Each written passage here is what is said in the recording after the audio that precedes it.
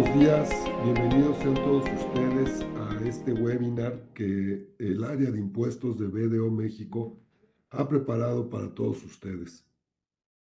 El día de hoy el tema va a ser aspectos relevantes para la preparación de la Declaración Anual de Personas Morales 2022. Y como vamos a ver más adelante, van a darse cuenta que en este año vamos a tener que tener todo preparado con mucha más anticipación que en otros años y que aunque pareciera ser que es prácticamente lo mismo, vamos a podernos dar cuenta conforme vayan avanzando las exposiciones de nuestros expositores que esta declaración del ejercicio 2022 va a presentar un interesante reto para todos nosotros, contadores y asesores de empresas. Para ir navegando sobre este tema, tenemos un equipo de expertos, me acompañan ahora sí que un póker de ases conformado por mis socios del área de impuestos. Vamos a tener a la contadora Mireya Plácido, socia del área de consultoría fiscal en la Ciudad de México, quien nos va a hablar primero de ingresos. Posteriormente, nuestra socia Evangelina Contreras, especialista fiscal y directora de nuestra oficina de Tijuana, nos va a hablar de las deducciones, cómo prepararlas, cómo tenerlas a la mano y cómo ingresarlas en el nuevo formato.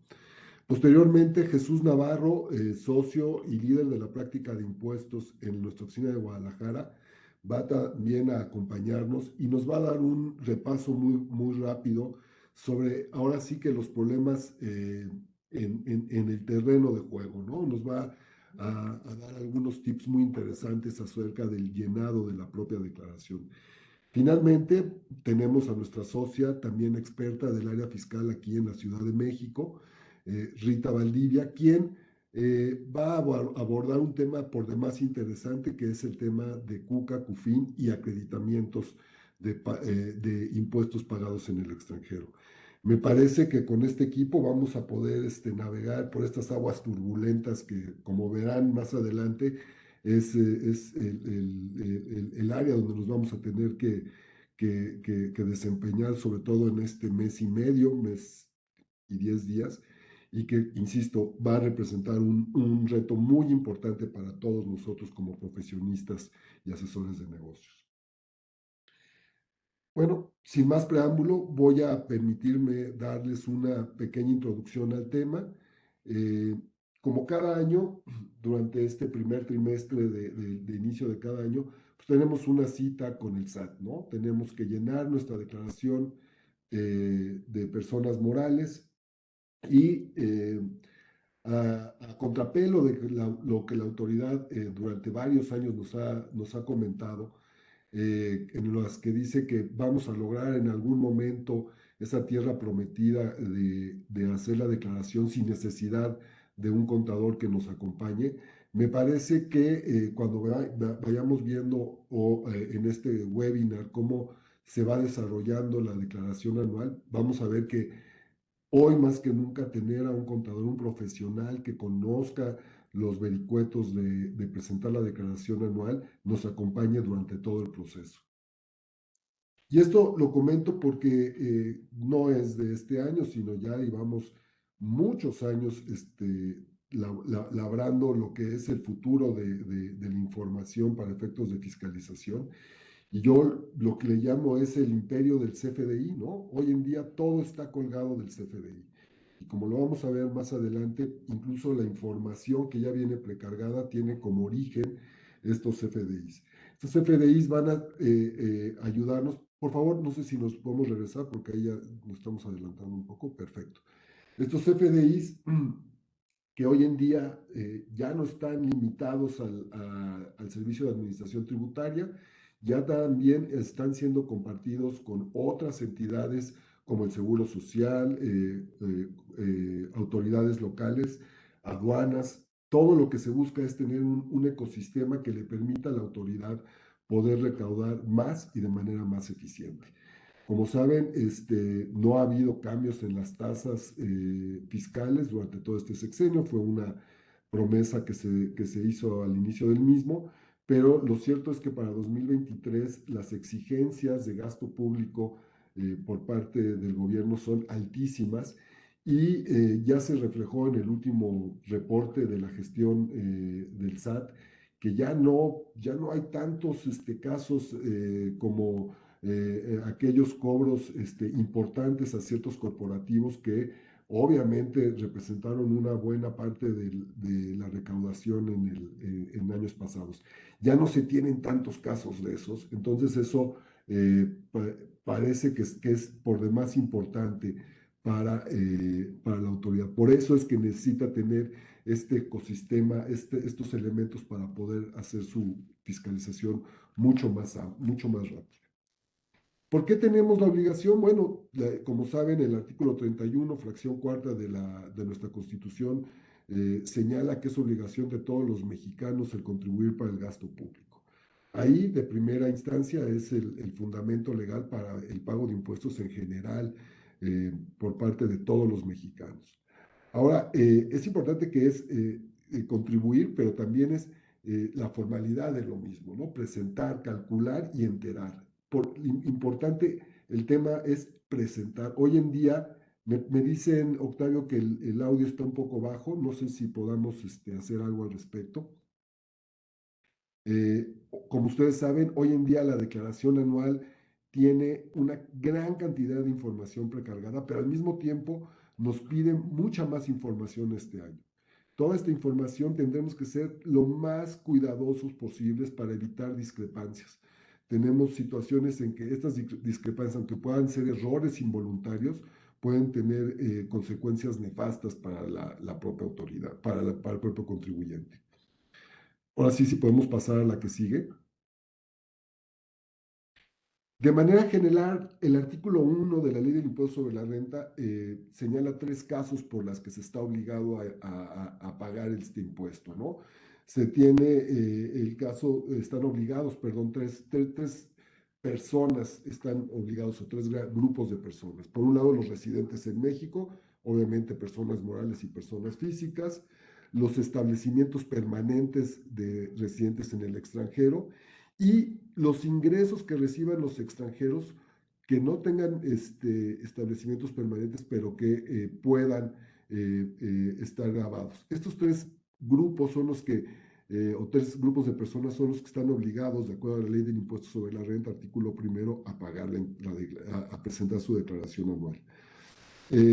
Ahora bien, el concepto de personas morales, que es el que nos ocupa en este momento, pues en el artículo 7 señala que, entre otros, pues serán las sociedades mercantiles, los organismos descentralizados por las actividades empresariales que desarrollan, las instituciones de crédito, las sociedades y asociaciones civiles.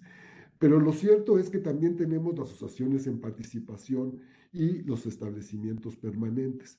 Este primer grupo genérico puede o termina estando ubicado en cualquiera de estos cinco grupos o contribuyentes que estamos viendo en la lámina.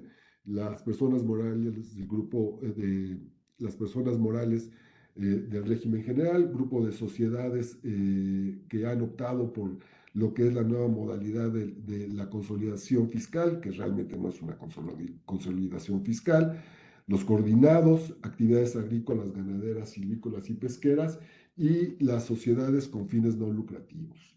Si quieren, vemos la que sigue. Ahora, además de los fundamentos legales que he comentado, tenemos otros que tenemos que atender de manera clara, ¿no? El artículo 31 y 32 del Código Fiscal, ¿por qué son importantes? Porque es el fundamento de por qué hoy en día la declaración se tiene que presentar por medios electrónicos. Es el fundamento mismo de todo lo que hoy conocemos como el entorno electrónico digital, que servirá de base tanto para nosotros presentar la declaración como para la autoridad para fiscalizarnos. Después, ¿dónde viene de manera general? Pues tenemos el artículo 9 de la Ley del Impuesto sobre la Renta que nos señala que los contribuyentes deberán presentar su declaración dentro de los 3 meses siguientes a la terminación del ejercicio. Recordemos que en México, desde hace ya mucho tiempo, los ejercicios fiscales coinciden con el año calendario. El artículo 67, que como les comenté, habla del régimen opcional de consolidación. El artículo 70 de las integradoras.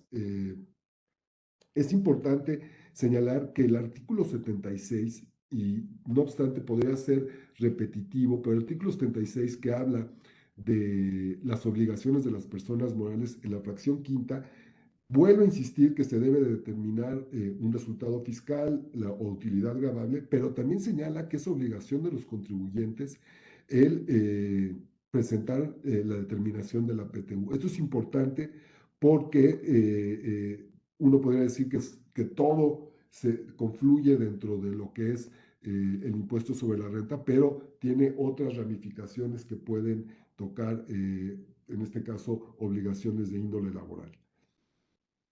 El cálculo del impuesto, pues viene también en ese artículo 9, lo vamos a ver más adelante, nuestros socios nos van a explicar al respecto. Si quieren, pasamos a la siguiente lámina.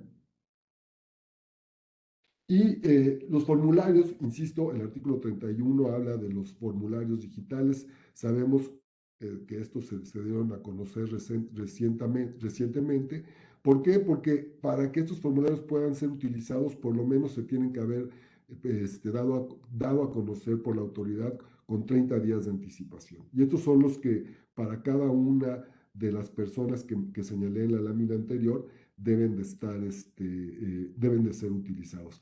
Aquí vale la pena comentar que este año es el primer año que las personas morales del régimen simplificado de confianza van a pagar su declaración.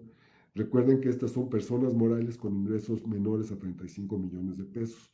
De hecho, el reciclo es la apuesta de la autoridad, es que es el primer régimen totalmente automatizado. Es decir, prácticamente este grupo de contribuyentes, como han ido presentando su declaración en base a ingresos, prácticamente ya van a encontrar su declaración prácticamente preparada. Entonces, veamos si realmente es cierto. Aquí tendremos, insisto, que ser muy cuidadosos, no presentar correctamente la declaración, por ejemplo, en el caso de los reciclos, los puede sacar del régimen especial en el que actualmente están. Una mala presentación de la declaración en alguno de los detalles que más adelante van a presentar mis socios puede redundar en que nos suspendan el sello digital con todas las consecuencias que esto puede tener. Como se dice en el argot, nos bajan el switch simplemente la empresa no puede operar. Entonces, de ahí la importancia, y vamos a insistir mucho durante todo este webinar, de presentar la información con mucha claridad. Si pasamos a la que sigue, por favor. Cuando se presenta, como señalé en el artículo 9, habla de los siguientes 3 meses al cierre del ejercicio. Aquí debemos de aclarar que, por ejemplo, ya estamos tarde, el día 15 de febrero se debieron de haber presentado la declaración anual de las personas morales con fines no lucrativos, donatarias, y también existe otro grupo de personas que tienen que presentar antes la declaración anual. Me refiero a las personas morales que entran en el proceso de liquidación y que tienen que presentar su declaración del ejercicio en enero. Esto es importante, aunque señalarlo porque pudiera ser que alguno de ustedes que están escuchando este webinar pudieran estar en una de estas dos situaciones. Ojalá que no, porque ya venció el plazo, como lo comenté. Si quieren, pasamos a la que sigue.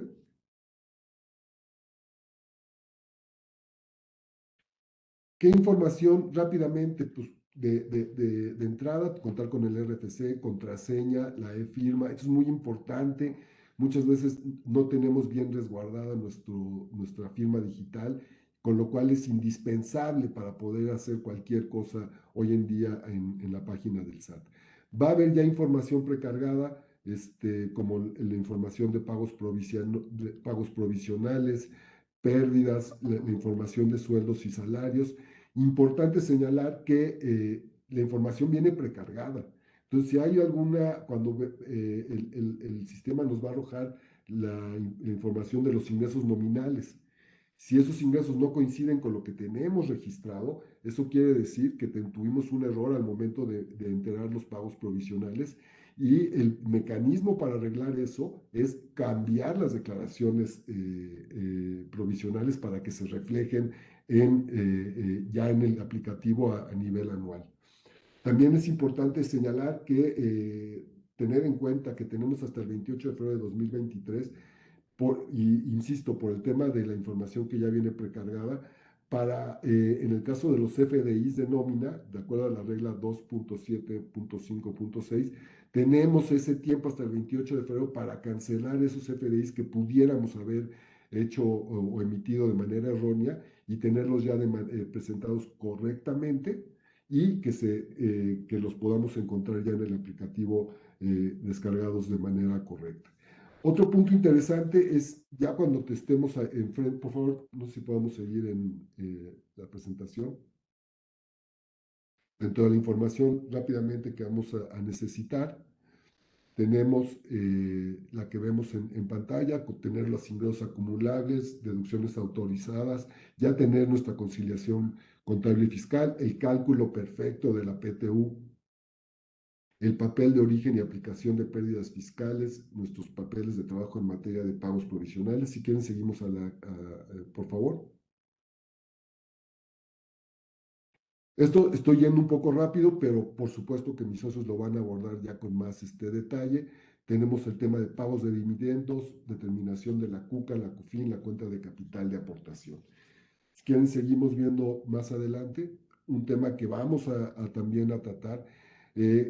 Cuando no estemos ante un contribuyente que deba de dictaminar o presentar ISIF, y lo comento no porque no tengan que tenerlo, sino que cuando ustedes marcan en la declaración, soy un contribuyente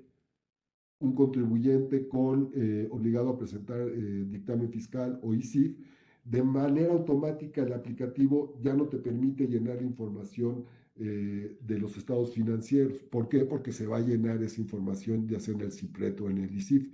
Si este no es el caso, y aquí es donde que vamos a platicar eso, es importantísimo que hoy le quitemos el polvo a nuestros apuntes de estados financieros, porque por mucho tiempo siempre usamos la balanza, estado de resultados y el estado de situación financiera, el balance, pero hoy en día nos están pidiendo el estado de flujo de efectivo y el estado de cambios en el capital contable de manera comparativa. Esto quiere decir que vamos a tener que tener la información de 2020 y 2022 y 2021. Y en el caso de los cambios del estado de flujo de efectivo, vamos a necesitar la información del ejercicio incluso anterior para poder determinar con claridad el estado de flujo de efectivo. Entonces, si no tienen esta información, de una vez hay que tenerla a la mano. Si quieren rápidamente, ¿qué es lo que vamos a obtener? Pues nuestro acuse de recibo de la declaración, y en su caso línea de captura. Yo les recomendaría que si en algún proceso se atoran, saquen copia de la pantalla. Siempre es bueno tener estos elementos para demostrar que si en algún momento se atora el proceso de presentación. Por favor, la que sigue. Y como lo hemos comentado, ya vamos a tener que incluir el tema de las notas a los estados financieros, un tema que ha puesto de cabeza a varios de nosotros acerca de cómo presentarlo y a qué se refieren. Mis socios, Jesús Navarro va a hablar de eso. No es un tema fácil, y seguramente nos va a dar mucho trabajo para nosotros, contadores y preparadores de la declaración anual. Con este muy apretado resumen, le doy la palabra a mi socia Mireya Plácido para que por favor continúe con la presentación. Muchas gracias y estamos a sus órdenes. Muchas gracias, Jaime. Muy buenos días. Hoy vamos a comentar ciertos aspectos sobresalientes que se modificaron en el formato de la Declaración Anual de Personas Morales, sobre todo en el rubro específico de ingresos. Algo que llama la atención es la comparación de cifras que debe hacerse respecto del año anterior. Y hay ciertas adiciones sobre partidas específicas que pueden ser en algunos casos atípicas, que servirán de información base, información de primera mano a través de la cual la autoridad va a hacer el cruce de información. Ahora, no hay que perder de vista que el correcto llenado de la declaración tiene que ir de la mano también con papeles de trabajo que tienen que estar elaborados de manera detallada y minuciosa. Esto nos va a llevar a que tengamos la conciliación de los ingresos de una forma adecuada, de tal suerte de que en el futuro podamos enfrentar cualquier aclaración, cualquier revisión o, eh, digamos, eh, ejercicio de facultades de comprobación.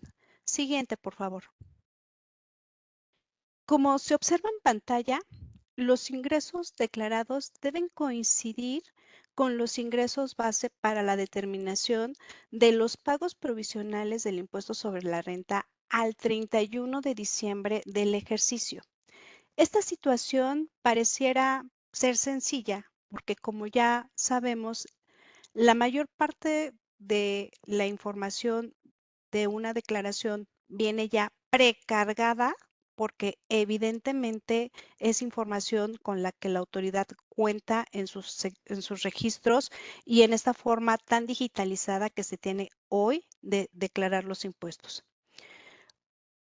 Puede que al cierre del ejercicio haya diferencias y pueden suscitarse varias situaciones. Una de ellas es que exista duplicidad de ingresos, que no se hayan cancelado dentro del ejercicio eh, algunos FDIs o que bien se hicieron con posterioridad y que ya con el tiempo encima, en la fecha en la que se tenga que presentar la declaración, no estén debidamente considerados dentro del sistema del SAT.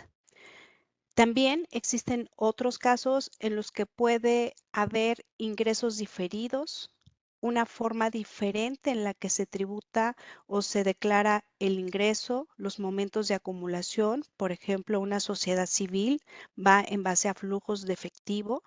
Hay contribuyentes que ejercen la opción de no, más bien ejercen la opción de acumular sus ingresos de acuerdo a ciertos beneficios que les dan las reglas de resolución miscelánea, como es la opción de acumulación de cobros parciales o totales. Entonces, estas variaciones que son importantes dentro de la declaración, tenemos o debemos tener debidamente registrado, detallado en un papel de trabajo que permita en principio poder aclarar cualquier situación de manera inmediata.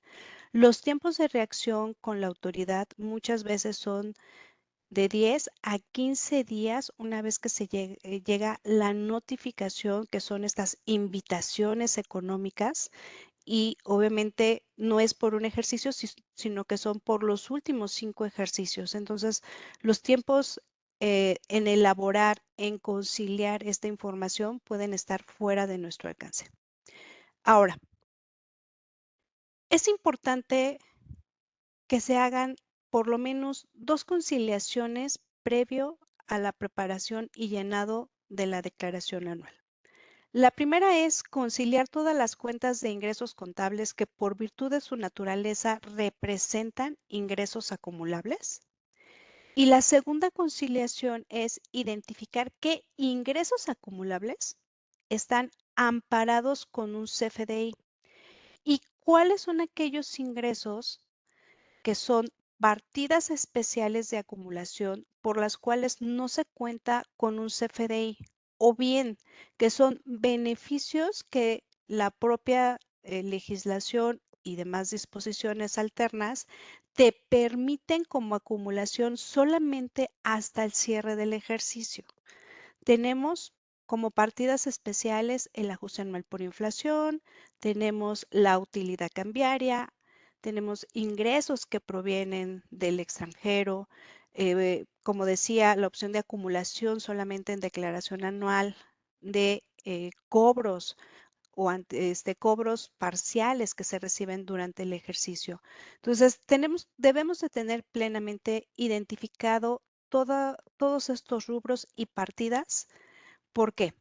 Hemos observado en el tiempo que en las revisiones de vigilancia profunda algunas administraciones locales solicitan un estado de resultados contable y un estado de resultados fiscal, en donde se incluyan todas las cuentas y subcuentas al último nivel, identificando cuenta por cuenta a cuál se le dio efecto fiscal, identificando si cuenta con CFDI y las que no lo están, y indicando también cuáles son partidas especiales de acumulación.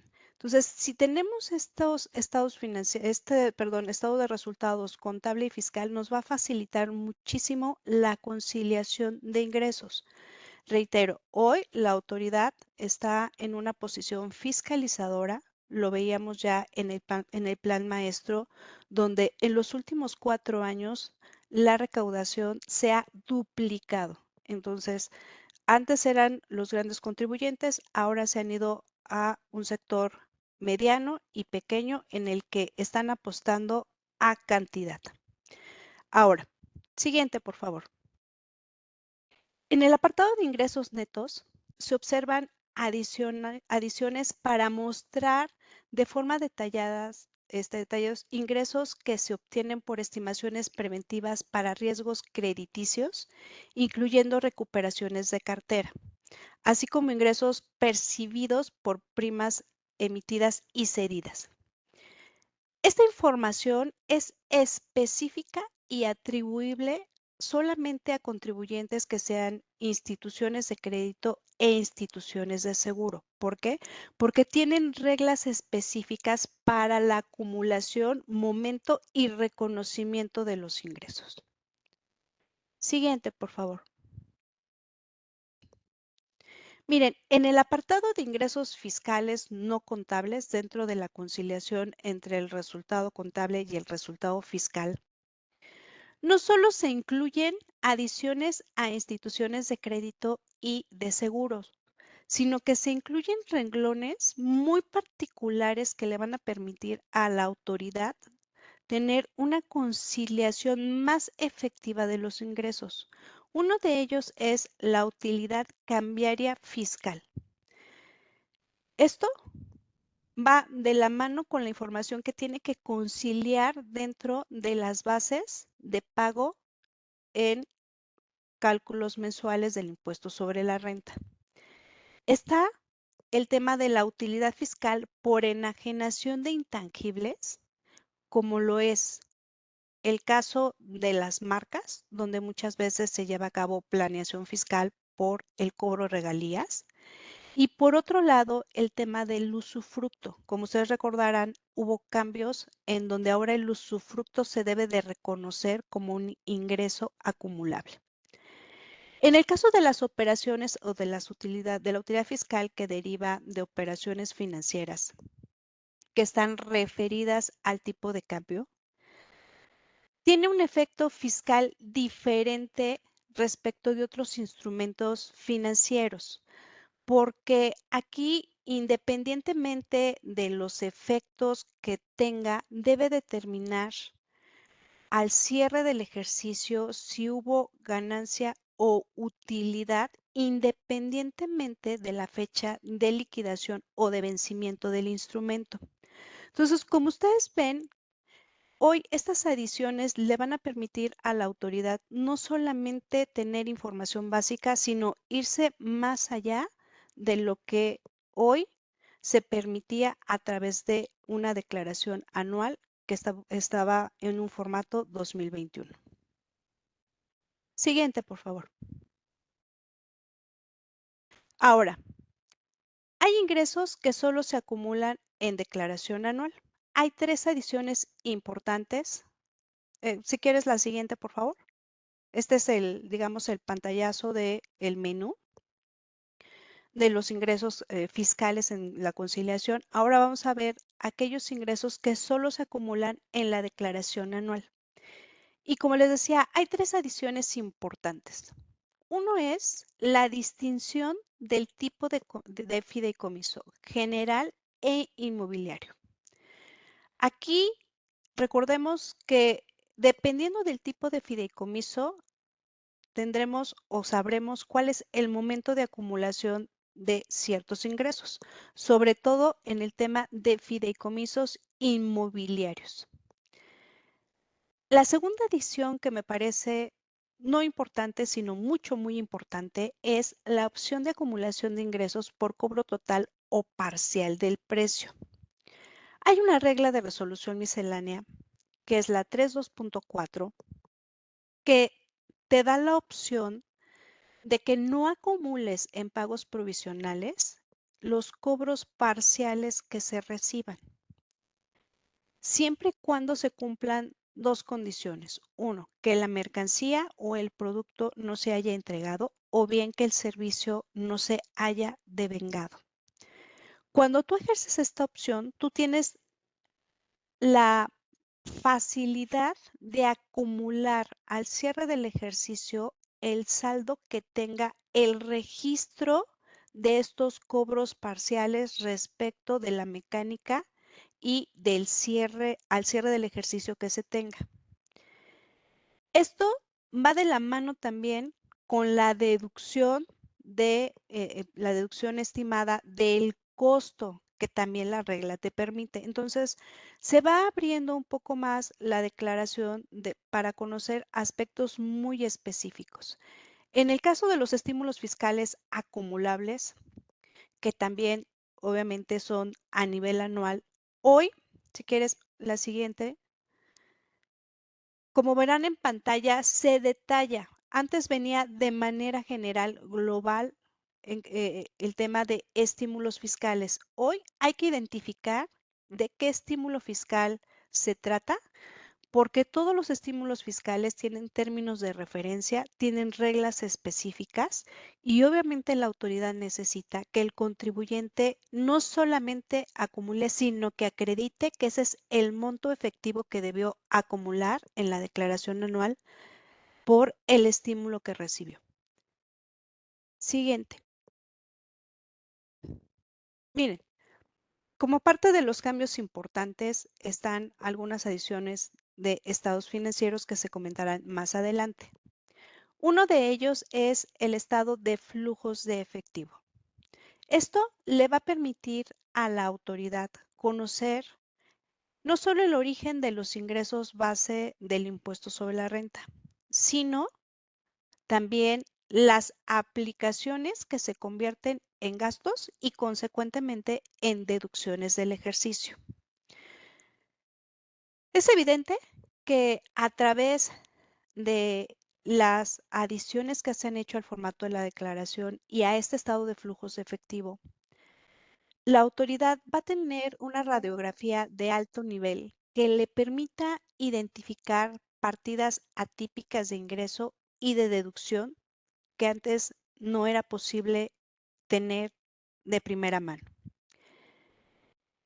Como lo comenté hace unos minutos, cabe recordar que a través de este plan maestro que nos dieron a conocer el pasado mes de enero, los actos de fiscalización se incrementarán y esta modificación a la declaración anual de personas morales permitirá conocer información que hasta hoy solamente podía observarse y que era proporcionada por contribuyentes que estaban obligados a dictaminarse o bien que ejercían de manera voluntaria la opción para hacerlo. Hoy el segmento ha cambiado, como lo decía Jaime Saga hace en su participación. Hoy no se espera que la recaudación venga de grandes contribuyentes porque se ha acabado ese saco donde venían juicios de años anteriores, inclusive antes de esta administración. Hoy se le está apostando al 100% del padrón de contribuyentes. Hemos observado también que inclusive hay diferencias muy mínimas que la autoridad está exigiendo que se paguen. Y cuando digo diferencias mínimas, hablamos de diferencias que en otros años pudieran no haber sido representativas y por las cuales las administraciones locales no invertían ni tiempo ni dinero. hoy es la cantidad para llegar al presupuesto de ingresos que estima el gobierno recibir. Consecuentemente, la declaración es, ha sido y seguirá siendo un instrumento de fiscalización. La recomendación es, en todos los rubros, no solamente en la parte de ingresos, debemos vigilar, tener todos los soportes documentales de origen, conciliación y amarre de cifras contables para estar preparados ante cualquier eventualidad, cualquier situación, y me parece que independientemente de las facultades de comprobación que la autoridad pueda aplicar, es importante por salud de gobierno corporativo el tener administrativamente todo en orden como debe de ser, porque esto en el tiempo, si ya de por sí es complicado invertirle tiempo a la declaración anual, cuando no se tiene orden en estas conciliaciones, se pueden duplicar, triplicar los tiempos que se tienen para esto, que cada vez se vuelve más sofisticado. Por mi parte es todo. Le cedo la palabra a nuestra socia Evangelina Contreras, quien platicará acerca de los cambios en la declaración relativo al rubro de deducciones. Adelante, Vita. Muchas gracias. Mire, a continuación vamos a ver el tema de deducciones autorizadas y vamos a tratar todos los elementos de prueba que tenemos que tener para esta declaración anual y por consiguiente lo tenemos contemplado en los artículos que en la siguiente página continúa. Recordarán ustedes que en el artículo 25 tenemos las deducciones autorizadas que establece la Ley de Impuestos sobre la Renta. En el artículo 27 los requisitos de estas mismas deducciones. Y en el artículo 28 tenemos los gastos no deducibles, que dicho sea de paso, en ese catálogo de no deducibles siempre encontramos otro tipo de deducciones, porque nos dice, este no es deducible, pero si reúne estos requisitos sí va a ser deducible, entonces no dejemos a un lado todo ese catálogo de deducciones que podemos revisar hasta dónde tenemos topes o requisitos que podemos cumplir. Entonces, continuamos. Esto es para régimen general. Para régimen simplificado encontramos las deducciones porque, como decía Jaime, este es el primer año que presentamos el régimen simplificado. Entonces tenemos que revisar también en el artículo 208 las deducciones autorizadas para este régimen, en el 210 los requisitos de las deducciones, que también invoca el artículo 27. Cuando no viene explícito en ese, de todas maneras te remite a este artículo 27 del régimen general. Y en el artículo 28, cuando habla de no deducibles, igual manera no lo establece listado en el régimen simplificado, sino te envía a la Ley de Impuestos sobre la Renta. Ahora, hablando en términos generales de las deducciones, les quiero comentar que pues tenemos que recordar y hacer un listado de todos los elementos de prueba que en un momento dado la autoridad tiene para saber si un gasto es deducible o no. Antes era nada más que fuera estrictamente indispensable y ciertos requisitos particulares de algunos conceptos, etcétera. Hoy les puedo decir que encontré 7, pero digo, de ahí le podemos agregar los particulares, ¿verdad? Por ejemplo, pues que este gasto tenga materialidad, es decir, que verdaderamente se haya llevado a cabo esa transacción, esa operación para que sea deducible. Número 2, que tenga fecha cierta.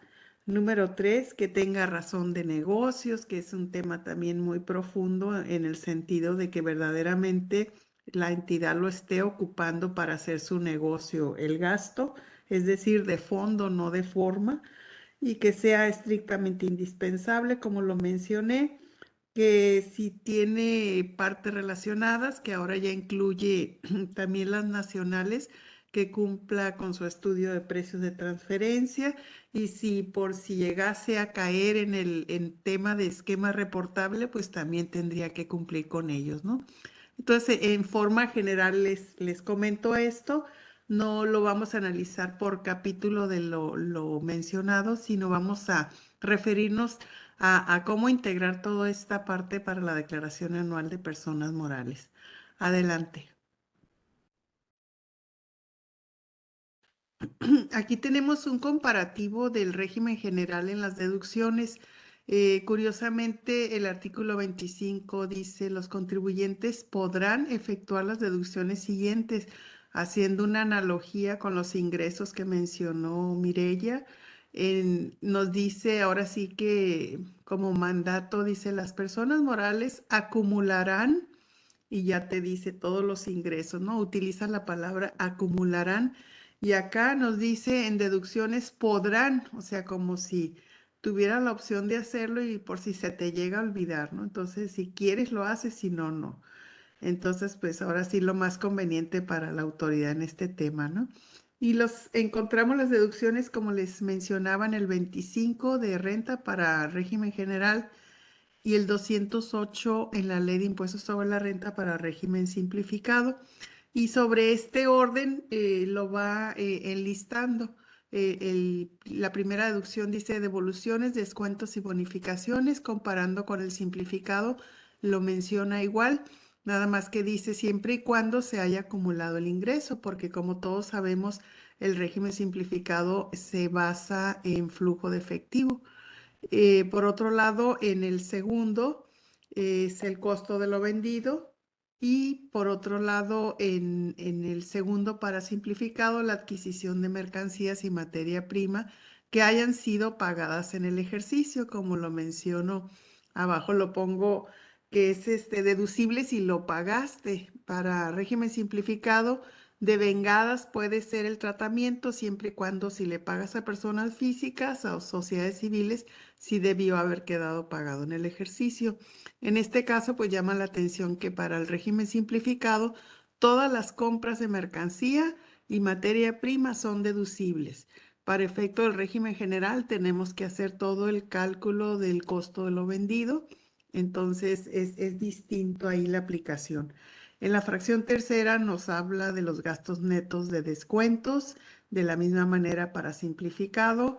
Las inversiones, acuérdense que tenemos que determinar las depreciaciones y amortizaciones del ejercicio, igualito para el régimen simplificado, con la diferencia que tenemos algunos porcentajes mayores en régimen simplificado, que por aquí lo traemos en una lámina.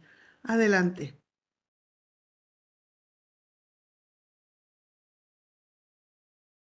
Continuando con estas fracciones, tenemos para el régimen general en la fracción quinta de los créditos incobrables y aquí no lo vamos a tener en el simplificado porque se supone que todo es en base a flujo de efectivo y no tenemos que estar revisando las cuentas por cobrar para efecto de la acumulación.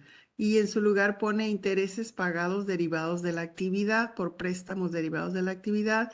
La fracción sexta coincide en ambos regímenes, las cuotas al IMSS y seguro de desempleo. Aquí nada más dice cuotas al IMSS, intereses devengados a cargo moratorios y ahí pone otra fracción, la séptima, aportaciones para fondos de pensiones, el ajuste anual por inflación deducible para fines del régimen general y no aplica para el régimen simplificado porque como mencionamos es en base a flujo de efectivo. Adelante. Tenemos las últimas fracciones. Acuérdense, el régimen general tenemos deducibles los anticipos a miembros de sociedades civiles y asociaciones civiles, aunque ahora si llegan a estar en el régimen simplificado, ya sería no deducible. Uno de los elementos que llamó mucho la atención cuando se creó el régimen simplificado, que las personas morales, sociedades civiles, no pueden hacer deducible los anticipos a los miembros de las sociedades civiles. Y las aportaciones a reservas de fondo de pensión también son deducibles para el régimen general. Y hasta aquí llega todas las fracciones de este artículo 25. Adelante. Aquí nomás un recordatorio, pues es el régimen simplificado constituidas por personas físicas nada más, ingresos en el año anterior no mayor a 35 millones y basado en el régimen de flujo de efectivo. Y aquí pueden ver algunos ejemplos. La deducción de inversiones a menor plazo, en este caso mobiliario y equipo, en lugar de tener el 10% del régimen general, tiene el 25%, el equipo de cómputo el 50%. Maquinaria y equipo el 20%, generación de electricidad especialmente, y dados y troqueles al 50%. Estas inversiones no deben de rebasar de 3 millones de pesos en conjunto. Adelante. Por otro lado, en el tema de los conceptos nuevos que vienen en el formato, en el aplicativo de la declaración anual, pues vienen estos detalles de la deducción de inversiones que lista los grupos de activo y subgrupos que se desprenden de cada uno. Se adicionó el grupo de erogaciones de periodos preoperativos, los gastos de exploración de la industria minera y los gastos de investigación y desarrollo. Adelante. En el tema de nóminas, pues aquí sí tenemos un gran trabajo y una gran tarea que revisar, porque hay que recordar pues que la autoridad pone a disposición del contribuyente el visor de nóminas que podemos estar revisando con mucho tiempo. Ahí nos percatamos de algunos gastos que por ejemplo, más abajo dice el reparto de utilidades a los empleados. Muchas de las veces encontramos que las empresas no timbran ese pago de utilidades a los empleados, y resulta que lo podemos usar como un elemento de disminución de la base gravable, y sin embargo a veces no aparece en la declaración anual precisamente porque no se timbró. Entonces todavía tenemos hasta el 28 de febrero para poder corregir todos los FDI, hacer una conciliación con ese visor de nóminas para obtener la deducibilidad de todos los pagos que hicimos por este concepto de sueldos y salarios, revisar el porcentaje deducible en prestaciones exentas. De repente puede estar mal configurado en la declaración anual, pero ya saben, ahora no solamente tenemos que corregir en el formato de la declaración anual, nos tenemos que ir al origen hasta el CFDI de las nóminas para corregir los conceptos, posteriormente en los pagos provisionales. Y lo que estamos viendo es de que ahorita hacemos una corrección en pagos provisionales y toma tiempo que la página o el sistema, la plataforma lo reconozca ya para efecto de la acumulación anual.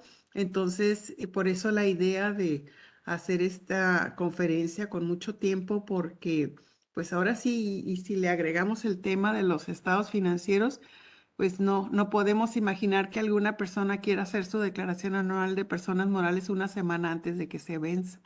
Entonces, por eso ahorita todo el análisis de los FDI, de los pagos provisionales, para poder lograr las mayores deducciones que realmente son, digamos, correspondientes a la entidad, porque qué lástima que se pierdan por no tener estas correcciones a tiempo. Adelante.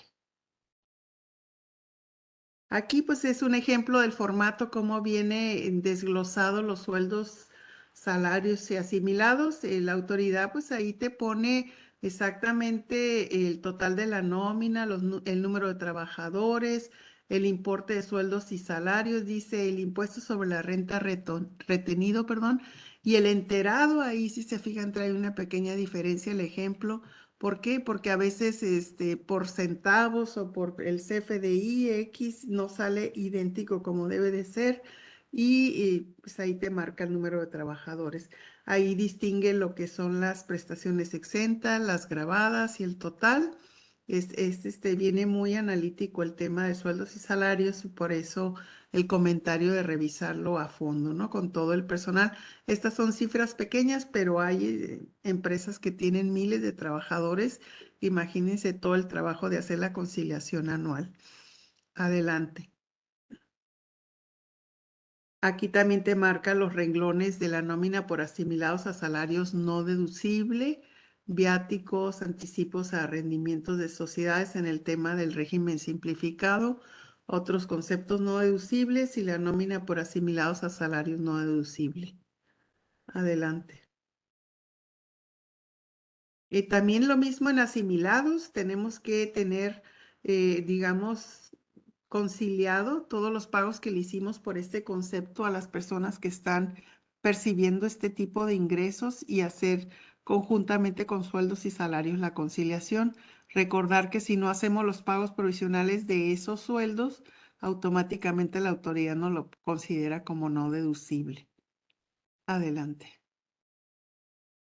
Y aquí tienen ustedes una lista de los pagos que se hayan llevado a cabo a personas físicas del régimen simplificado. Ahí nada más se hizo uno y cuál es la retención de impuestos sobre la renta que se le hizo y cómo se enteró el importe ante la autoridad, el número de operación y la fecha de presentación de la declaración. Adelante, vamos a tener todo eso bien desglosado en el formato. Aquí pues nos da el desglose de gastos que vamos a estar incluyendo para escoger cada una de las partidas e irlas agregando y guardando. Adelante. Aquí en las deducciones autorizadas vienen nuevos conceptos en gastos, por ejemplo, pagos de derechos de minería, como les decía, pagos de peaje en carretera federal y otras, gastos relacionados por investigación y desarrollo tecnológico y castigos. Estos son los nuevos conceptos que están desglosados en el formato de la declaración anual. Adelante. Y aquí, digamos, lo que les mencionaba al inicio de uno de los elementos de prueba para las deducciones, si estamos generando un beneficio fiscal por una deducción, pues no olvidar el tema del esquema reportable, donde aquí nos pide el número de identificación del esquema reportable. Y básicamente es eso, no olviden documentar todas las operaciones como lo mencionaba Mireya. Hoy por hoy es muy fácil caer en un ingreso acumulable, pero es tan complicado hacer una deducción. Así es de que la recomendación de nuestra firma, pues siempre todos los procesos, revisarlos, documentarlos, conciliarlos y verificarlos en su declaración anual y ahora sí que hay que hacerla con tiempo. Básicamente es eso y le voy a hacer la voz a nuestro colega y socio Jesús Navarro. Adelante. Claro que sí, muchísimas gracias, Evita. Muy buenos días a todos. La verdad es que me da muchísimo gusto participar nuevamente en este tipo de eventos que organizamos por parte de la firma y yo por lo regular trato de no hacerlos enojar. Espero que así sea con lo que voy a estar comentando. Ya parte importante de lo que se tiene que cuidar para la declaración anual es lo que se ha comentado por parte de mis socios, ¿no? De mis socias y también lo que posteriormente estará comentando mi socia Rita Mireya. En ese sentido, si pasamos a la siguiente lámina, por favor, me gustaría iniciar comentando que dentro de los plazos que ya comentaba Jaime para presentar la declaración anual, obviamente hay que atender algunos casos especiales como es el caso de fusión, escisión, el caso de la liquidación. Si bien es cierto, la declaración también se presenta entre los 3 meses siguientes a la fecha en que termine el ejercicio fiscal. En el caso de fusiones y escisiones, sí, pues hay que atender también a esos plazos que tenemos y de manera particular en el caso de la declaración anual, que el plazo que se señaló dentro de los 3 meses, que sería el 31 de marzo, pues podría tener un beneficio adicional, por decirlo así, de alguna manera, para presentar esta declaración a más tardar el siguiente lunes, ¿no? ¿Por qué? Porque el plazo del 31 de marzo, pues cae en viernes y en términos de Código Fiscal de la Federación podríamos estar aprovechando ese beneficio, considerar pues que en el caso de una liquidación de sociedades, esa declaración anticipada de liquidación se tiene que presentar a más tardar el día 17 del mes, a más tardar perdón, dentro del 17 de enero del mes siguiente, en que inclusive termina el tema de la liquidación. Entonces, en la parte de liquidación hay que ver muy bien en qué momento en qué momento se está iniciando la liquidación, en qué momento concluye la liquidación. Recordar que inclusive en algunos casos se tiene que estar presentando una declaración cuando a cierre del ejercicio no se ha cerrado esa liquidación, ¿no? Los formatos pues tienen que estar publicados a través de la página electrónica del SAT, lo cual ya pues se está dando por parte de las autoridades fiscales. La siguiente lámina, por favor. Y como bien señalaban, las fuentes de información que viene precargada ya en la declaración anual y que está considerando la autoridad son las declaraciones de pagos provisionales. Reiterar, como ya lo han señalado, que es importante, si hay alguna diferencia en los ingresos nominales, si hay alguna diferencia en los pagos provisionales, una diferencia por pagar, tenemos que presentar esa declaración complementaria para que sea reconocida por parte de la autoridad. El plazo o más o menos lo que se está considerando para que sea reconocida por el sistema es, si no hay pago, pues 24 horas, y si hay pago 48 horas, ¿no? 24 y 48 horas. Entonces, bien mencionaba Evita, hay que cuidar inclusive todos estos temas que tienen que ver con esa información precargada y que realmente presentemos la información que tiene que ser en términos de las disposiciones fiscales que han estado comentando. La declaración anual contendrá también información de la declaración anual del ejercicio anterior.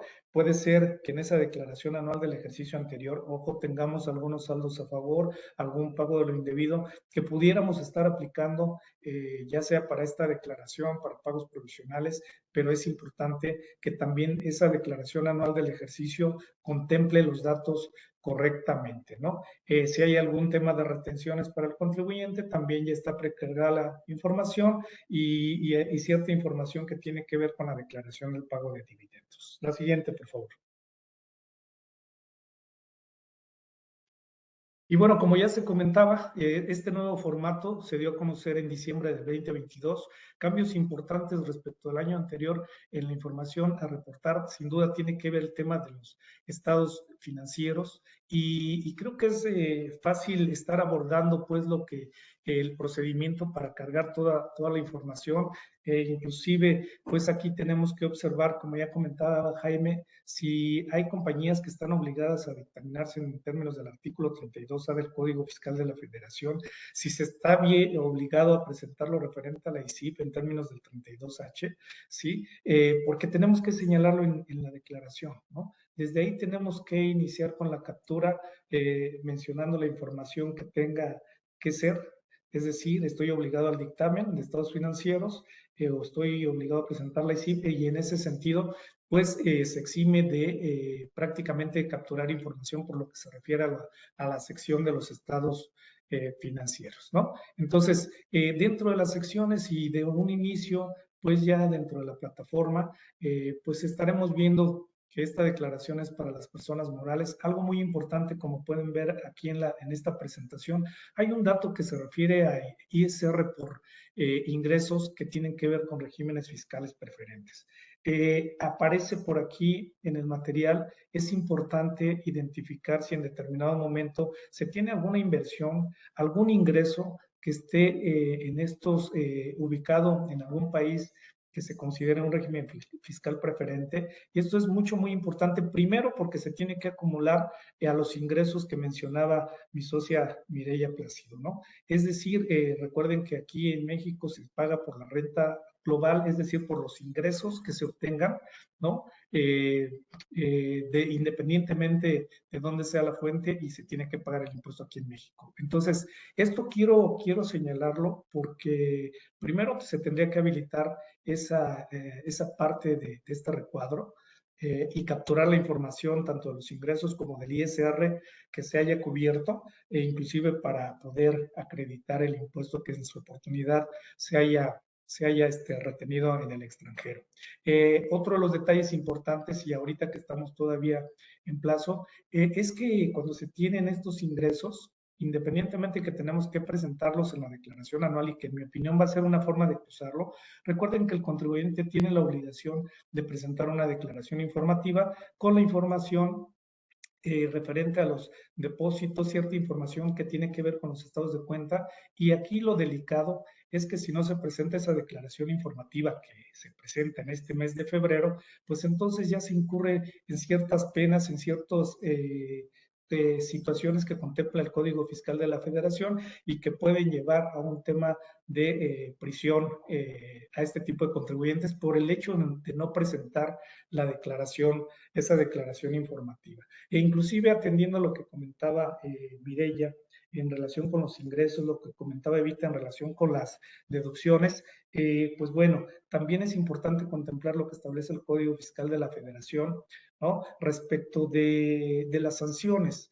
¿Por qué? Porque si en determinado momento en la declaración estamos consignando ingresos acumulables menores o bien deducciones superiores, alterando ahí el tema de las declaraciones, pues simple y sencillamente en términos del Código Fiscal de la Federación también se establece que se estará aplicando las penas referentes a lo que se considera un delito de defraudación fiscal. Entonces, es por eso que en todos y cada uno de los rubros que vienen en la declaración anual, inclusive en este tema de regímenes fiscales preferentes, les recomiendo revisar estas disposiciones y sobre todo que va a haber un cruce de información, ¿no? Con la declaración anual y con otras declaraciones informativas que tiene la autoridad, pues es estar evaluando si en determinado momento se están cumpliendo adecuadamente con las obligaciones fiscales. La siguiente, por favor.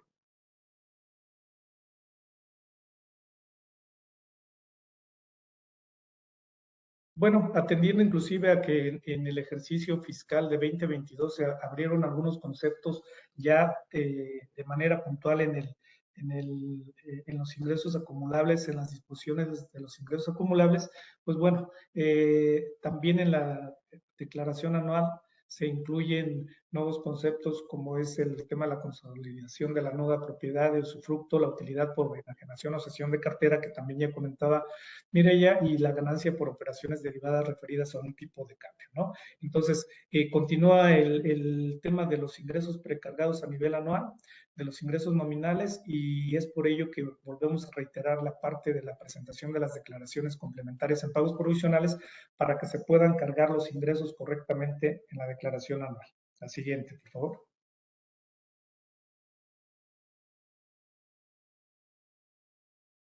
Ya también lo comentaba Evita, hay ciertos rubros, hay ciertos conceptos que se están incluyendo en la parte de gastos. Me llama pues la atención, inclusive que ya se estén separando esos gastos, como es los pagos de peaje. Recordemos que en términos de ley de ingresos, inclusive se permite la aplicación de un estímulo del acreditamiento del 50% del gasto y que bueno, el acreditamiento en determinado momento también representa un ingreso en términos de esa ley de ingresos que debemos estar atendiendo. Es decir, es un gasto, pero si se aplica el estímulo también puede representar un ingreso acumulable, ¿no? También dentro de la deducción de inversiones, con la finalidad de identificar algunos temas que tienen que ver con las inversiones, como que es el monto original de la inversión, pues también se tiene que abrir por grupos, subgrupos y nuevo grupo de erogaciones en periodos preoperativos, incluyendo gastos de exploración, gastos de investigación y de desarrollo que realmente estarían formando parte del monto original de la inversión, y esto tiene que ver con esos cruces de información que estará realizando la autoridad para ver si se están aplicando las deducciones en inversiones correctamente. La siguiente, por favor. Y bueno, sin duda un tema que nos trae mucho trabajo, sobre todo a los contadores. Si bien decía Jaime, se presumía que no habría necesidad de estar buscando los servicios de un contador, y creo yo que ahorita más que nunca, sobre todo por tantas disposiciones, por tantas reglas, reglamentos que hay para el cumplimiento de ciertas obligaciones fiscales, que es de manera electrónica, y aún y cuando es de manera electrónica, pues obviamente cada vez la autoridad nos pide más información. Tal es el caso de que ahora piden la información de los 4 estados financieros, ¿no? El estado de situación financiera, el estado de resultados, el estado de flujo de efectivo, que ese es nuevo, y también lo que es nuevo y que se está adicionando en esta declaración anual es el estado de cambios en el capital contable. como ya se comentaba, esta información se tiene que presentar de manera comparativa por 2022 y 2021. Asimismo, se adicionó al formato la opción de agregar notas a los estados financieros y así lo señalo, es una opción, inclusive el aplicativo establece que se adicionarán estas notas a los estados financieros, las notas de relevancia, ¿no? Que sean importantes, porque inclusive si pensamos en las notas que por lo regular conocemos a los estados financieros, en ocasiones pues son muy vastas, es atendiendo pues inclusive a la reglamentación y a lo que se tiene que considerar para la determinación de estas notas. Entonces, unas notas tal cual como pudiera imaginarse, desafortunadamente el formato creo que no da para eso, porque inclusive está limitado a 300 caracteres, y en ese sentido la recomendación es observar que si hay alguna nota relevante en esta información que se tiene que estar presentando, pues se señale pues ahí en el aplicativo para evitar que no nos deje estar avanzando y continuar con la captura de los siguientes rubros, ¿no? Entonces, hay que analizar perfectamente todos estos temas y sobre todo ver qué es lo que vamos a incluir, ¿no?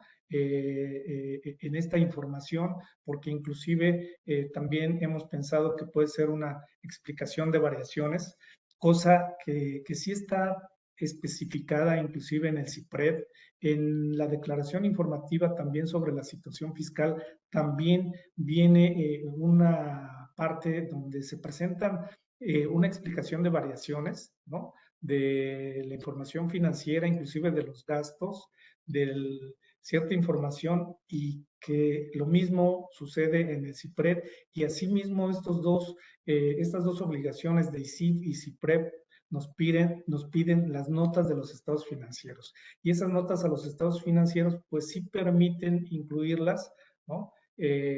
Por ahí muchas de las veces en información adicional, y no está limitado el tema de los caracteres hasta donde recuerdo, a diferencia de este formato que sí contempla solamente 300 caracteres. Entonces hay que checar perfectamente esa situación. Obviamente hay nuevos rubros en el balance general de activo, pasivo y capital, y pues esto se tiene que llenar de manera vertical. La siguiente, por favor.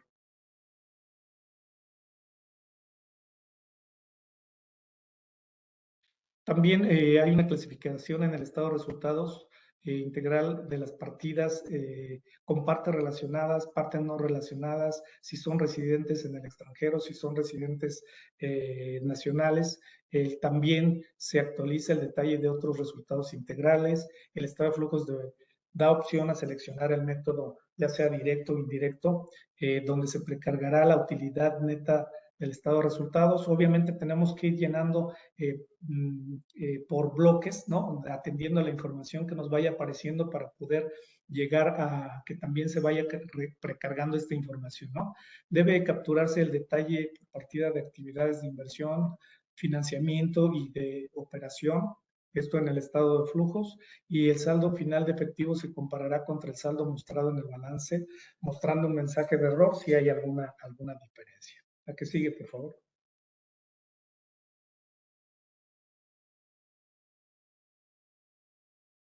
Y bueno, también como una adición y que les comentaba, pues vamos a tener el estado de cambios en el capital contable, y que parte del saldo inicial de 2021 para capturar los movimientos tanto de 2021 como de 2022, y también se estarán haciendo los cruces al final del capital contra el estado de situación financiera.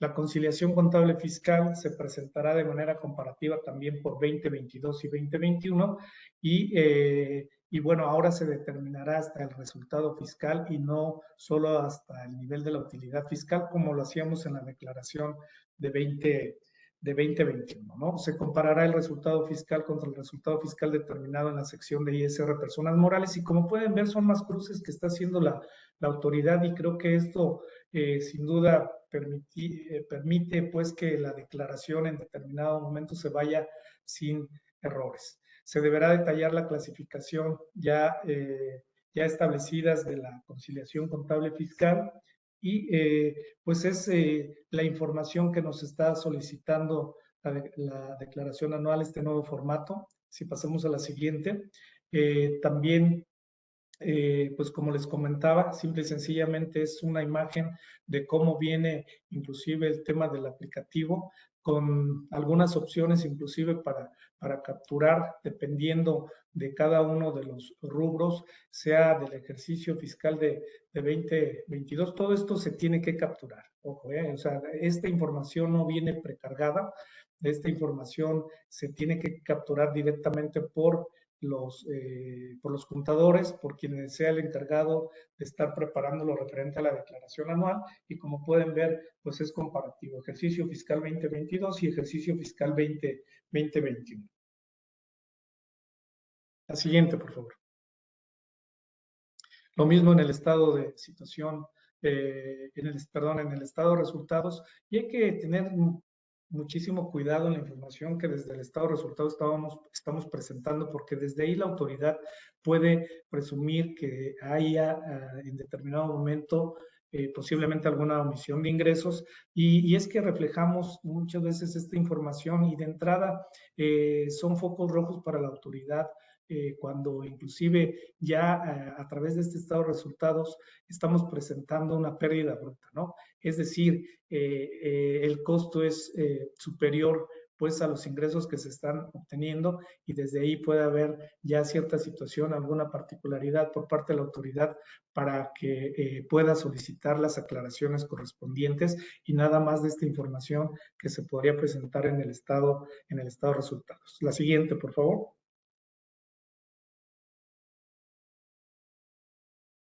Bueno, esto también ya se comentó, sigue siendo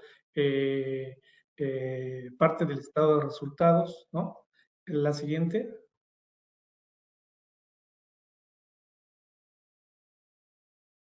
El de flujos de efectivo, que también será comparativo, y creo yo que atendiendo a la información que vamos a estar presentando, pues le permitirá inclusive también a la autoridad estar observando o viendo la razonabilidad inclusive de la información que pudiéramos traer en gastos, en inversiones, etcétera. La siguiente.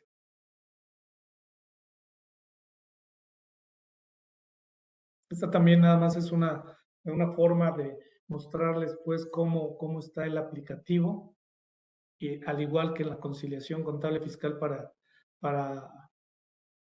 para este año, para 2022, y que también deberá ser comparativo respecto al ejercicio anterior 2021.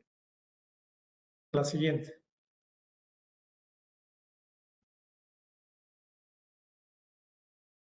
Bueno, y creo que sin duda también ya lo hemos comentado, hay que estar muy al pendiente y verificar sobre todo el tema de los ingresos contables, los fiscales, hacer esas conciliaciones contra los CFDI, y algo muy importante que también tiene que ver inclusive con esta información de los estados financieros, es recordarles que los contribuyentes tienen la obligación de presentar lo que es la contabilidad electrónica mes con mes, ¿no? Entonces, ojo, ¿por qué? Porque seguramente esta información que se presenta en la declaración anual, independientemente de toda la información que tiene la autoridad, seguramente se estará cruzando con esta información que estamos presentando en la contabilidad electrónica, y considerar pues ahí lo de la balanza del mes 13, considerar y verificar pues que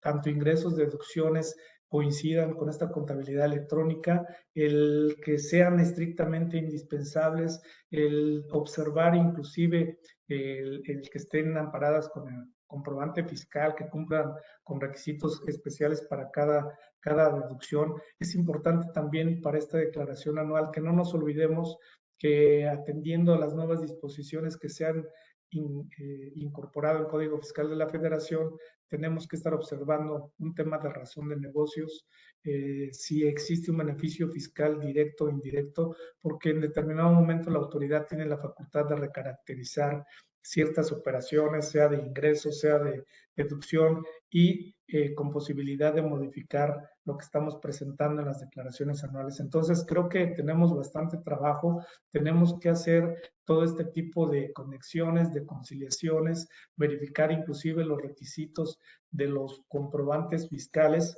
porque atendiendo inclusive a lo que establece el Código Fiscal de la Federación, si los requisitos de las deducciones no cumplen con lo establecido en el artículo 29 y 29A del Código Fiscal de la Federación, también ahí estamos ante la presencia de una infracción que pudiera tipificarse también con una pena corporal, ¿no? Entonces, por eso insistir especialmente en estos temas. Yo sé que puede haber inclusive muchísimas dudas, muchísimas inquietudes, inclusive en el llenado de esta declaración, y creo que es importante aquí que consideren que como socios de BDO, todo el equipo, pues, del área fiscal estará, pues, atendiendo las inquietudes que ustedes vayan teniendo, ¿no? Y que se sientan con esa confianza de poder buscar a los expertos y pues, nosotros estaremos en posibilidad de apoyarlos. La siguiente, por favor.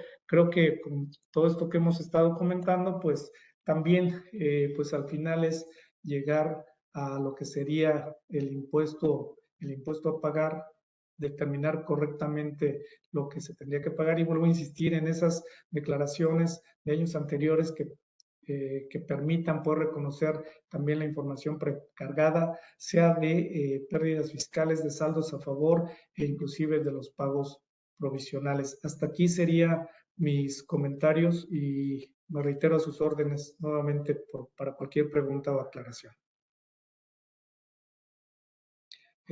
Rita, si me haces favor y muchas seguir gracias. con los temas. Muchas gracias, partner. Buenos días. Me da gusto saludarlos y tener este acercamiento con ustedes, aunque sea de manera virtual. Yo no los puedo ver, pero ustedes me pueden ver. Y bueno, es un placer estar aquí. Y justamente, pues, los temas que voy a tratar son en relación a la nueva información que se debe incluir en el formato de la declaración anual en relación a las cuentas fiscales, CUFIN, CUCA, y también en el caso del acreditamiento del impuesto sobre la renta pagado en el extranjero. Entonces, en la siguiente lámina vamos a comenzar con este schedule que viene en la declaración anual en relación a la determinación de la UFIN del ejercicio. Anteriormente no era necesario, no era obligatorio, porque no venía así el formato, incluir la determinación de la UFIN del ejercicio, ¿no? Entonces, hoy vemos que ya viene de forma detallada, ¿no? Los datos que corresponden a la determinación del UFIN anual, los cuales deben ser requisitados. Se observa que en el formato se hace la operación aritmética de manera automática. Por supuesto que hay datos que pudiera jalar el formato y que relaciona entre anexos, como es el resultado fiscal del ejercicio, ¿no? Con el cual se parte para determinar la UFIN del año. Y también algo que es importante que lo consideren es que hay un rubro que pregunta cuál es la CUFIN negativa que está pendiente de ser disminuida, ¿no? La CUFIN negativa que viene de ejercicios anteriores, ¿no? Estoy hablando como saldo de cuenta, ¿no? Entonces, ahí en la siguiente lámina, por favor, Octavio, si me ayudas. Gracias. Bueno, aquí es bien importante comentarles que, bueno, yo estoy muy segura que tienen su papel de trabajo, ¿no? Que tiene su papel de trabajo perfectamente bien armado de su cuenta de utilidad fiscal neta. Recordemos que estas son cuentas fiscales que son obligatorias, las tenga y las determinen las personas morales, ¿no? Esos papeles de trabajo forman parte de la contabilidad, entonces es una obligación por parte de los contribuyentes que deben de tener estas cuentas. Aparte, estas cuentas son de mucha utilidad para efectos de distribuir dividendos, ¿no? En el caso de la CUFIN, y en el caso de la CUCA, pues obviamente para el reembolso de capital. Ahora, esto es bien importante que ustedes consideren y revisen. Yo les recomendaría que hagan un double check de sus papeles de trabajo y la determinación del saldo de la CUFIN, porque hemos tenido experiencias que no son nada gratas, ¿no? Nos han pedido algunos de ustedes como clientes que revisemos su cuenta CUFIN. Cuando la revisamos, pues nos damos cuenta que hubo por ahí criterios diferentes, ¿no? Para determinar la UFIN del año. Hemos notado que no ignoraron el tema del procedimiento cuando se detona una UFIN negativa, ¿no? Y lo triste es que ustedes tienen en mente que traen una UFIN enorme para la distribución de dividendos y cuando se enfrentan a estas revisiones, resulta que traen a veces hasta UFIN negativa, ¿no? Entonces es súper importante que hagan conciencia antes de que manden su declaración anual y revisen esos saldos para que, pues obviamente se eviten que se levante por ahí un red flag en un futuro, porque obviamente con esta información la autoridad fiscal va a estar cruzando números. ¿Por qué? Porque estamos, como lo hemos comentado, ¿no? Estamos en recaudación al 100%. Y precisamente la autoridad ahora requiere que se entregue toda esta información porque han notado que derivado de planeaciones fiscales les han metido gol, ¿no? Como dicen, en reestructuras corporativas, en pago de dividendos, enajenación de acciones, reembolsos de capital. Entonces, por eso es importante que antes de que manden su declaración, revisen sus papeles de trabajo de sus saldos, ¿no? Para que se eviten un dolor de cabeza en un futuro y bueno, estemos conscientes de que hoy en día hemos tenido la experiencia de que la autoridad fiscal cuando lleva a cabo las auditorías piden, el primer día que entren, piden el papel de trabajo de las cuentas fiscales, ¿no? CUFIN y CUCA. Entonces, tengan sus papeles de trabajo detallados, revisados para que incluya la información, pues, determinada de acuerdo a las legislaciones mexicanas en la declaración anual, ¿no? La siguiente, por favor. Gracias. Bueno, acá viene también el apartado de la CUCA, ¿no? De la cuenta de capital de aportación. Y obviamente se despliegan aquí todos los conceptos que ya conocemos de cómo se determina la cuenta, pero lo que hemos notado, y obviamente porque hemos estado explorando el formato, muchos de ustedes no nos dejarán mentir, que ya han estado explorando cómo viene este aplicativo, notamos que, por ejemplo, acá la cuenta de utilidad, la cuenta de capital de aportación, el último rubro dice, oye, saldo actualizado, ¿no? A 31 de diciembre del ejercicio. Lo que hemos visto es que los INPCs que aplica son los anuales. Y recordemos que en la cuenta de capital de aportación podemos tener cortes, ¿no? Si hay un reembolso de capital, se tienen que hacer cortes para la actualización. Entonces, hasta donde entiendo, es algo que ya se le informó a la autoridad fiscal, ¿no? A través de la figura del síndico del contribuyente, para que haga las adecuaciones correspondientes. Y así como este pequeñito error, hay varios que hasta donde se entre hoy y mañana van a estar como que modificando este aplicativo, ¿no? Para que se corran bien las cifras y obviamente creo que van a corregir también este tema del INPC. No sé cómo lo vayan a hacer, pero parece que también va a haber una corrección en ese sentido. Y en la siguiente slide, ya es cuando, bueno, acá hay otro apartado, ¿no? Si pensaban que era muchísima la información que hoy en día se está requiriendo a través de este aplicativo, pues viene más, ¿no? Viene más todavía. Entonces, acá en relación al impuesto sobre la renta pagado en el extranjero, también aquí hay una serie de preguntas, ¿no? Y de conceptos que solicita este formato integral. Entonces, recordemos que México tiene un sistema de tributación global. ¿Qué quiere decir esto? Que a los residentes fiscales en México también les exige, ¿no? Que acumulen ingresos provenientes de fuente de riqueza en diferentes jurisdicciones. Y también aquellos países tienen tienen el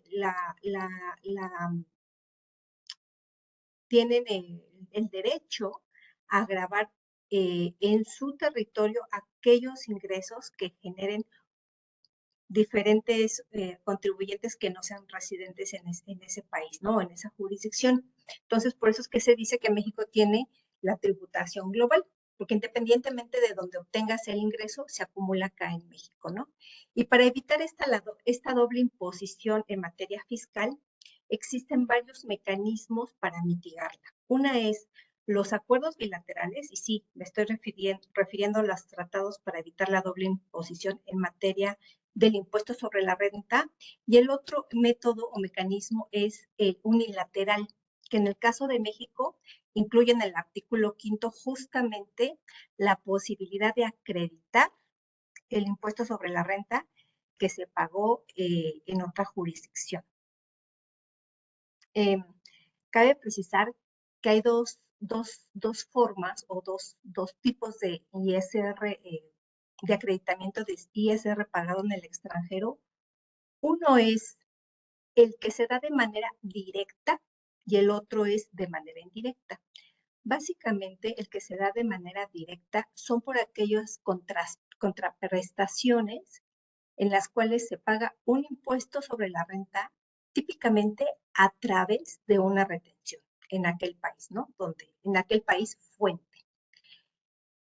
Entonces, las disposiciones establecen que dentro de los requisitos, ¿no? Porque hay muchísimos requisitos para que los contribuyentes mexicanos puedan aplicar este acreditamiento, es que, oye, primero se debe de tratar de un impuesto sobre la renta en aquel país.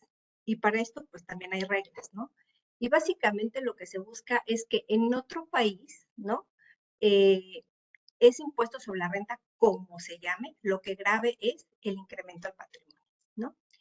Y otra de las reglas es que nuestra legislación mexicana dice, oye, tú no te puedes acreditar más del impuesto sobre la renta que le hubiera correspondido a ese ingreso de ser grabado en territorio mexicano, ¿no? Entonces, otro de los requisitos es, oye, que ese ingreso por el cual pagaste impuestos sobre la renta en el extranjero sea también un ingreso grabado para nuestra legislación local mexicana, ¿no? Y para ello, para determinar la limitante de cuál sería el importe del impuesto sobre la renta acreditable que tienes derecho aplicar en México, pues obviamente la ley dice, oye, sobre ese ingreso vas a determinar una utilidad fiscal de acuerdo a nuestras reglas mexicanas, ¿no? Y ahí te dice, oye, el ingreso que hayas obtenido en el extranjero, le vas a disminuir las deducciones que tú tengas identificadas que son al 100% de ese ingreso de fuente de riqueza extranjera, ¿no? En el caso de que tengas deducciones mexicanas, pues obviamente esas deducciones no se podrán disminuir de ese ingreso de fuente de riqueza extranjera. Y cuando se traten de deducciones que no tienes identificadas, se van a deducir de acuerdo en la proporción que representen tus ingresos totales respecto a ese ingreso de fuente del extranjero, ¿no? Ahora, ese va a ser tu utilidad. A eso le vas a aplicar la tasa corporativa mexicana, que es del 30%, y ese resultado será la limitante o el límite del impuesto sobre la renta que se acredita en México, ¿no? O sea, vamos a pensar que en el extranjero pagaste 100 y tu limitante son 80, obviamente tendrías hasta 80 para poderte acreditar en México, ¿no? Más adelante vienen otras reglas para poder verificar si ese remanente pudiera acreditarse en los siguientes 10 ejercicios, ¿no? Porque ese remanente no va a ser deducible para efectos fiscales, pero sí hay una posibilidad de que se acredite en los siguientes 10 ejercicios. Muy bien, entonces pasamos a la siguiente slide, por favor. Ok, muchas gracias. Estábamos hablando que el impuesto sobre la renta pagado en el extranjero se puede acreditar de manera directa, que es el que se paga a través de retención, y de manera indirecta. El que se determina de manera indirecta corresponde al impuesto sobre la renta que pagó una entidad del extranjero en la cual el residente mexicano es propietario, ¿no? Al menos el 10%. Entonces, lo que da derecho la ley del impuesto sobre la renta es que se pueda acreditar en parte proporcional, por supuesto, ese impuesto sobre la renta corporativo que pagó su subsidiaria, se puede acreditar una partecita en territorio mexicano, independientemente de la retención que se le hizo por el dividendo, ¿no? Entonces, este es un anexo en donde te pide esa información, ¿no? Te pide el país, ¿no? De residencia de la entidad extranjera que pagó el dividendo. Te pide también el monto proporcional del impuesto, que para ello hay una fórmula que básicamente es determinar la proporción de tu dividendo distribuido entre el total de la utilidad de la entidad extranjera, ¿no? Y eso te va a dar un factor, el cual lo vas a multiplicar por el impuesto sobre la renta corporativo que se pagó en el extranjero.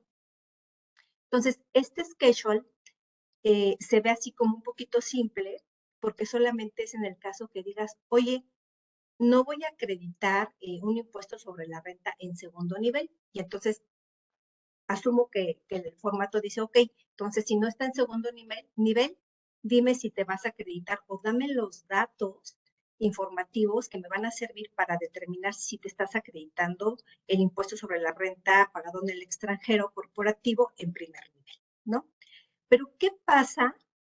¿No? Y aquí es donde viene lo bueno, ¿no? Que se dice fácil, pero la verdad, o suena fácil, es un poco complicado hacer estos procedimientos, porque recordemos que con la nueva ley del impuesto sobre la renta en 2014 se incluyeron varias fórmulas para determinar este impuesto sobre la renta proporcional y la limitante para acreditarlo aquí en México. Entonces, en la siguiente slide, aquí, en esta slide viene muchísima más información que se relaciona justamente cuando un contribuyente mexicano desea aplicar o acreditar el impuesto sobre la renta pagado en el extranjero en segundo nivel. ¿Y qué es esto? Vamos a pensar en un ejemplo muy, muy simple, ¿no? Vamos a pensar que hay un grupo que la holding es mexicana, ¿no? Está en México. Después, esta holding, debajo de ella, ¿no? Hay una subholding que está ubicada en otro país. Vamos a llamarle país 2. Y abajo de esta hay otra subsidiaria que está ubicada en el país 3. Entonces, el segundo nivel es, oye, la ley mexicana te da derecho a que acredites la parte proporcional del impuesto corporativo de la entidad extranjera que está en el país 3. O sea, ese sería el segundo nivel. El primer nivel sería la entidad que se encuentra como subholding, ¿no? En el país 2. Y en nuestro caso, en nuestro ejemplo, el país 1 sería México, ¿no? Entonces, hay una fórmula especial que se utiliza para saber cuál sería el impuesto proporcional acreditable en segundo nivel, que básicamente aquí se determinan dos factores que se aplican al impuesto corporativo de segundo nivel. Ahora bien, es importante que tengan en cuenta, como lo había comentado antes, este formato o estos anexos no hacen las operaciones aritméticas de manera automática. Lo que quiere decir es que ustedes van a tener que tener sus papeles de trabajo en donde se refleje justamente cuál es el procedimiento que hicieron para determinar el impuesto proporcional acreditable en México, ¿no? Que tengan todo documentado, cuál fue la fuente, que haya evidencia documental del pago del impuesto sobre la renta del extranjero, ¿no? Entonces, no se confíen, o sea, este formato no ha llegado todavía a esos niveles de que se haga de forma automática el cálculo. Se tiene que tener el papel de trabajo, porque si no lo tienen y la autoridad fiscal lo solicita, pudieran ya no ser acreedores a este acreditamiento, ¿no? Entonces hay que tener mucho cuidado. Ahora bien, tanto para aplicar el acreditamiento indirecto de primer nivel como de segundo nivel, hay varios requisitos que cumplir, ¿no? Ya comenté cuáles serían los requisitos básicos para aplicar el impuesto o acreditar el impuesto sobre la renta corporativa a primer nivel.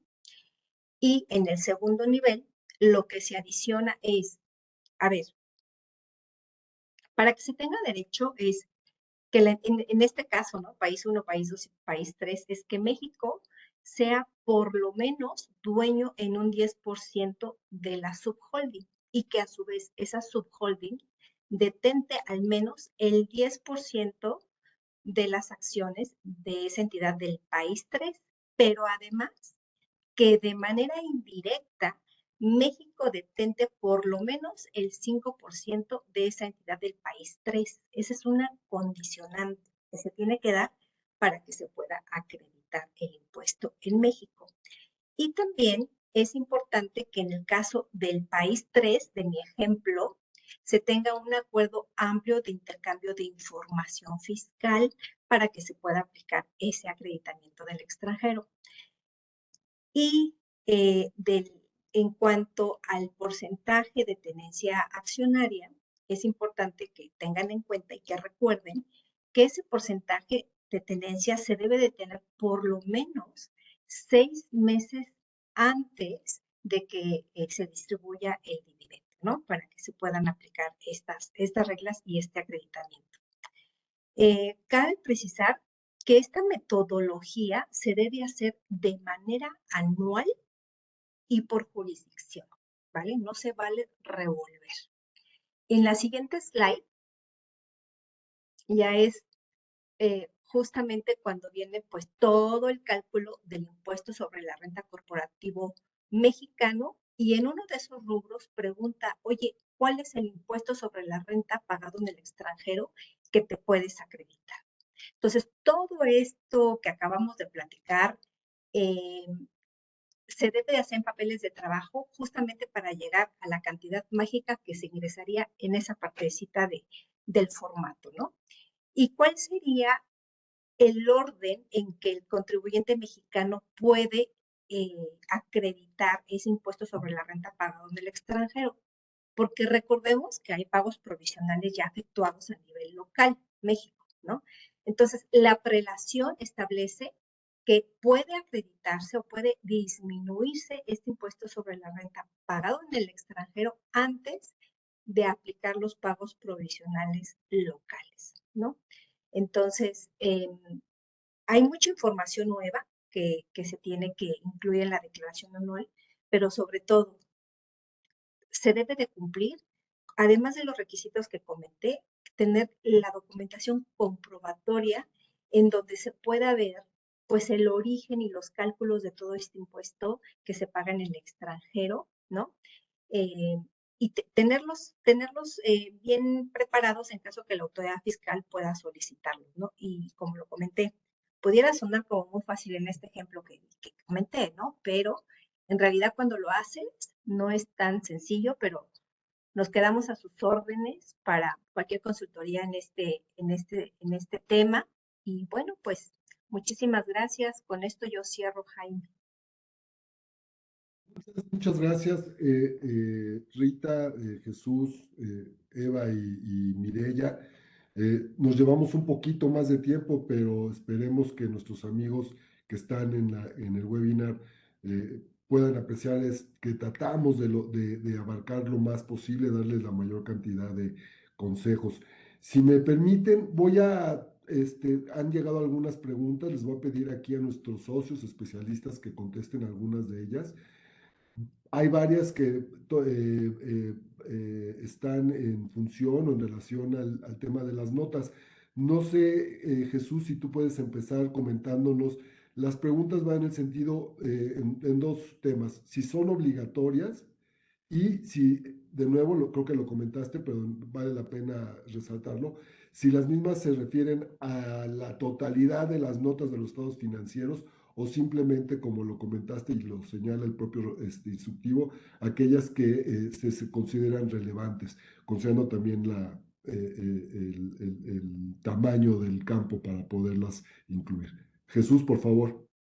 Sí, claro. Yo creo, Jaime, que no pueden ser en principio las notas tal cual como se tienen que preparar esas notas a los estados financieros, ¿no? Precisamente por el tema de los campos que te permite la misma declaración. Entonces, veo complicado el poder incluir notas de manera formal a los estados financieros en la declaración anual, ¿no? Entonces, pienso que ahí la idea y también atendiendo a cómo se ha estado dando en el aplicativo, parecía ser que si no ponías notas no te dejaba avanzar.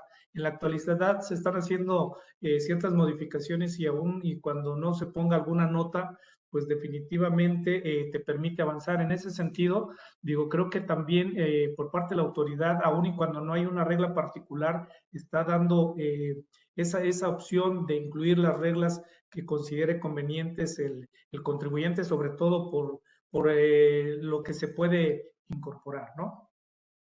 Muchas gracias, Jesús. Eva, nos pregunta Luis Gómez, creo que es en relación a tu presentación, que ¿a qué se refiere, a qué nos referimos cuando hablamos de castigos? Y en el caso de gastos que ahora distingue el concepto de castigo, se refiere al castigo de cuentas incobrables, cuando nosotros tomamos la opción de deducirlas y obviamente cumpliendo con todos los requisitos de los plazos para hacerlo o demostrando la notoria imposibilidad de cobro y obviamente previo a hacer la reserva contable dentro de la contabilidad de la empresa. A eso se refiere. Muchas gracias, Eva. Eh, También nos preguntan, Mireya Plácido, si ¿cuál método sugerimos que se debe utilizar para el flujo de efectivo? Sabemos que hay dos. En el caso de una sociedad civil, y también nos preguntan si el aplicativo de la declaración anual ya está a nuestra disposición en el portal del SAT. ¿Nos puedes dar algún comentario al respecto? Sí, empiezo por lo más fácil. El aplicativo ya está funcionando. Hay algunos detalles cuando ingresas y empiezas a capturar información, pero estimamos que quede afinado en las próximas semanas. Por otro lado, como bien señalabas, para el tema del estado de flujos efectivo existen dos procedimientos, el directo e indirecto. Cuando eres una sociedad civil, básicamente tributas en base a flujos de efectivo. Creo que ambos métodos funcionan.